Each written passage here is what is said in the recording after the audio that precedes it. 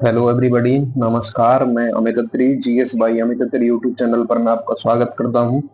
पिछली क्लास में मैंने आपको आर्टिकल 19(1) ए, 1(b), 1(c), 1(d), 1(e) और 1(g) एफ जो है हटा दिया है। एफ अब कानूनी अधिकार है, संपत्ति का अधिकार, तो वो कानूनी अधिकार बना दिया है। मैंने आपको कैसे याद करना है वो मैंने आपको बता दिया है कि इनको आप कैसे याद कर सकते हो पूरे आर्टिकलों को।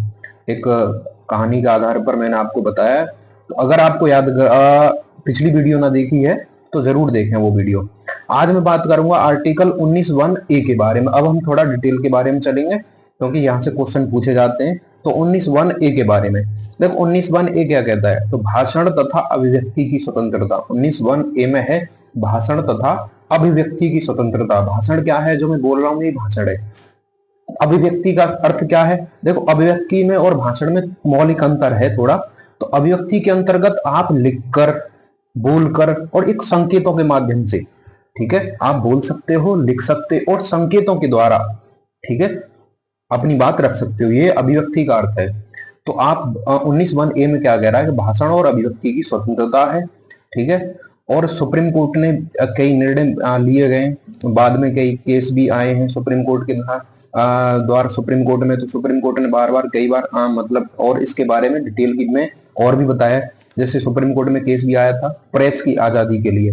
क्या प्रेस की आजादी 19(1)(a) में आती है? तो प्रेस की जो आजादी है वो भी 19(1)(a) के अंतर्गत आती है।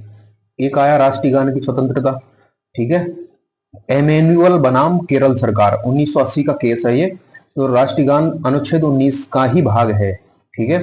तो एमेन्युअल बनाम जो केरल सरकार केस था, इसमें राष्ट्रीय गान में चुप रहने, शांत रहने के अधिकार को 19(1)(a) के अंतर्गत माना है, ठीक है। और सुप्रीम कोर्ट ने इसको national owner act 1971, national act 1971, ठीक है, नेशनल ओनर एक्ट 1971 का उल्लंघन नहीं माना है। एक आया नवीन जिंदल बनाम भारत सरकार केस, 2004 का केस था ये, ठीक है। या प्राइवेट बिल्डिंग पर झंडा फहरा सकते हैं, राष्ट्र ध्वज फहरा सकते हैं। तो 19(1)(a) के अंतर्गत ही प्राइवेट बिल्डिंग पर जो है झंडा फहराना उचित माना, उल्लंघन नहीं होगा। ध्वजा संहिता 2022 का उल्लंघन नहीं होगा। तो 2004 का जो केस था नवीन जिंदल, तो झंडा फहराना प्राइवेट बिल्डिंग पर भी वो 19(1)(a) के अंतर्गत ही आता है। देखो, एक सुप्रीम कोर्ट ने नोटा, नोटा का शब्द सुना होगा, वो भी 19(1)(a) के अंतर्गत आए। सूचना का अधिकार, आरटीआई, आरटीआई भी 19(1)(a) के अंतर्गत आती है। अगर हमें इस पर कोई रोक लगानी है तो 19(2) के अनुसार हम रोक लगा सकते हैं। संप्रभुता, अखंडता और लोक व्यवस्था को देखते हुए हम इस पर रोक लगा सकते हैं, आर्टिकल 19(1)(a) पर, ठीक है। अगर हमें 19(1)(a) पर रोक लगानी कि भाई आप संप्रभुता, कोई भी अपने देश की संप्रभुता को नहीं बिगाड़ सकता है, ठीक है, अखंडता के खिलाफ नहीं बोल सकता है, अखंडता को अक्षुण्ण नहीं कर सकता है, और लोक व्यवस्था को नहीं बिगाड़ सकता है, पब्लिक ऑर्डर को नहीं बिगाड़ सकता है। ये सब चीजें 19(1)(a) के अंतर्गत आती हैं। 19(2) में जो है आप इन पर आपत्ति निर्बंधन लगाए गए। 19(2) के अंतर्गत 19(1)(a) पर निर्बंधन लगाए गए। तो उम्मीद है आपको ये चीजें समझ में आई होगी, ठीक है।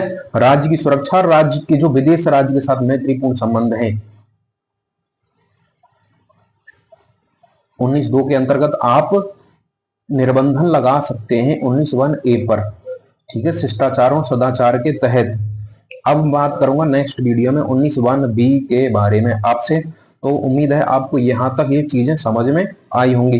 देखो, एक बार और समझो, नोटा का जो प्रयोग है वो भी 19(1)(a) के अंतर्गत आता है, ठीक है। सूचना का अधिकार, आरटीआई, वो भी 19(1)(a) के अंतर्गत आती है, ठीक है। सूचना का अधिकार है, नोटा का प्रयोग है, राष्ट्रीय ध्वज पर झंडा फहराना, नवीन जिंदल केस 2004 का जो केस था ये भी 19(1)(a) के अंतर्गत आ रहा है, आता है। एमेन्युअल बनाम केरल सरकार, 1980 का केस है, राष्ट्रीय गान की स्वतंत्रता, चुप रहने का, बोलने का अधिकार, ये भी 19(1)(a) के अंतर्गत आता है। तो उम्मीद है आपको ये चीजें समझ में आई होंगी, ठीक है। धन्यवाद।